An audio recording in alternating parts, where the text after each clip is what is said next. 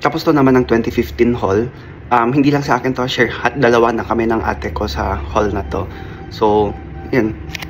So, 2016, sure ako na Friday yon kasi after work nun. Tapos bumili kami ng itong mga librong to. Umuulan yata that day. Pero binili ko talaga tong literature book kasi that time nag-review na ako for compre exam. So parang lahat ng pwede kong makuha as makakatulong sa pag-review, bili-bili tayo. Pwede pa naman natin talaga natapos basahin yung librong yan. Pero at least nakapasa ng compre. So na 2017 was Janus Silang 3. So syempre yun ang ating priority, Janus Silang. Tapos bili tayo ng ibang mga books sa Anvil. So itong haul ko nung 2017 MIBF.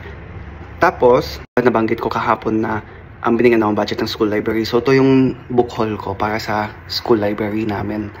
Yan. So, nakita ko din sila, syempre, eventually, naka-display na yun sa school library. Tapos yan na, 2018, dumadami nang nabibili nating libro. Siyempre, bibili tayo ng libro, pinaghirapan natin to, tumataas ng stress sa work. So, ito naman yung picture na sinabi ko nga na kumain kami ng kapatid ko sa isang masarap na restaurant after our MIBF. So, this was in Manam, sa MOA. And just so happened, yung gabing yun, sobrang daming tao sa MOA kasi concert ni Dua Lipa 2018. Kaya itong cute na table sa amin dalawa, punong-puno yung table, pero good for two, ubos namin yung mga pagkain na yan. Tapos 2019, huling physical MIBF ko so far. Hindi natin sure, sana next year pag-isipan.